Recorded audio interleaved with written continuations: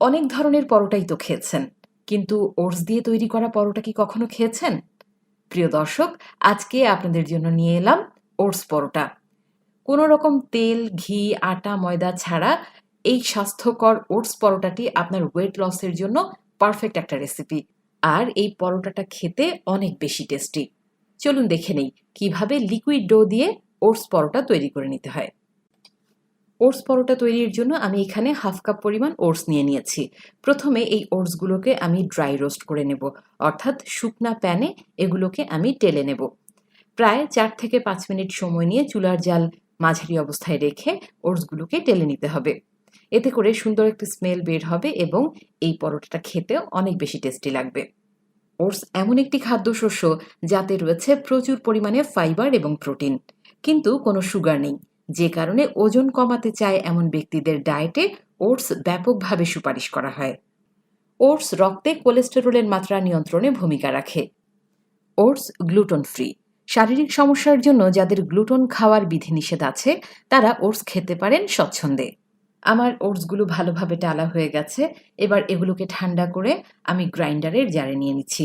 এগুলোকে গ্রাইন্ড করে নেব। গ্রাইন্ড করার পর দেখতে পাচ্ছেন এগুলো পাউডার ফর্মে চলে এসেছে। এবার এগুলোকে একটা বাটিতে নিয়ে নিচ্ছি। এবার ওটসে আমি অন্যান্য উপকরণ অ্যাড করে দিচ্ছি। প্রথমেই দিয়ে দেব লবণ। লবণ স্বাদ বুঝে দিতে হবে। প্রথমে আমি 1/4 টিস্পুন লবণ দিয়ে দিলাম, পরে আমি আরও কিছু লবণ এতে অ্যাড করব। দিয়ে দিচ্ছি 1/4 টিস্পুন টালা জিরার গুঁড়া। 1/4 টিস্পুন দিয়ে দিচ্ছি কালো গোলমরিচের গুঁড়া। দিয়ে দেব হলুদ 1/4 টিস্পুন পরিমাণ। কাঁচামরিচ দিয়ে দিচ্ছি স্বাদ অনুযায়ী। আমি এখানে ছোট একটা কাঁচামরিচ কুচি করে নিয়েছি, সেটা দিয়ে দিচ্ছি। মিহি করে কুচি করে নেওয়া পেঁয়াজ দিয়ে দিচ্ছি 2 চা চামচ পরিমাণ।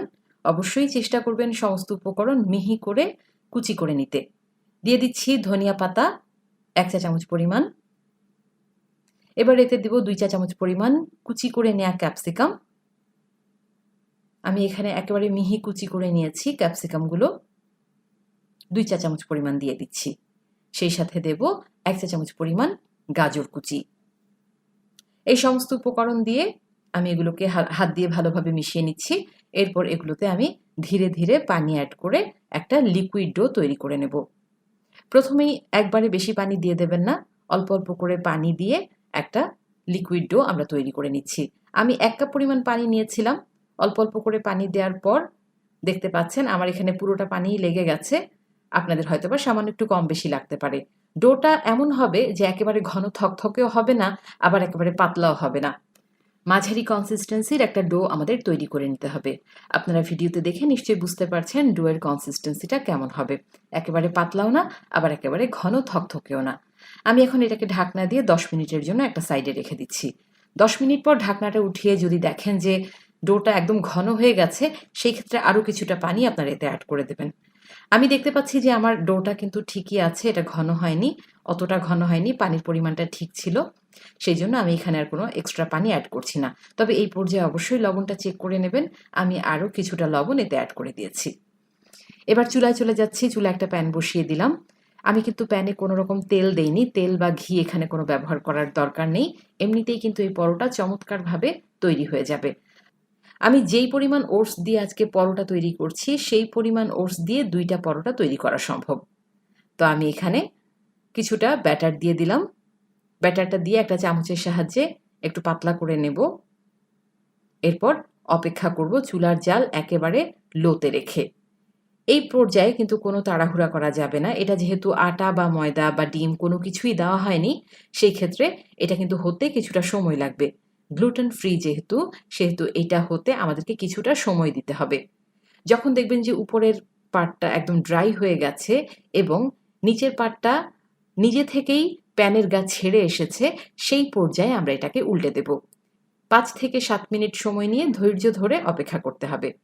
একটা পর্যায়ে দেখবেন যে উপরের অংশটা একদম ড্রাই হয়ে গেছে, হাতে আর লেগে আসছে না, এবং দেখুন, লক্ষ্য করুন, এটা কিন্তু প্যানের গা ছেড়ে এসেছে। তার মানে এই পর্যায়ে আমরা এটাকে উল্টে দিতে পারবো। আপনি যদি কাঁচা থাকা অবস্থায় এটা উল্টাতে যান তাহলে কিন্তু এই পরোটাটা ছিঁড়ে যেতে পারে। কাজেই এটা একটু সময় নিয়ে আমাদেরকে ভেজে নিতে হবে। একটা সাইড ভালোভাবে হয়ে গেলে উল্টে দেওয়ার পর আমরা আরেকটা সাইড বেশ ভালোভাবে আলতো হাতে চেপে চেপে এভাবে ভেজে নেব। হয়ে গেল আমার একটা ওটস পরোটা। খুবই সুন্দরভাবে তৈরি হয়ে গেছে, দেখতে পাচ্ছেন।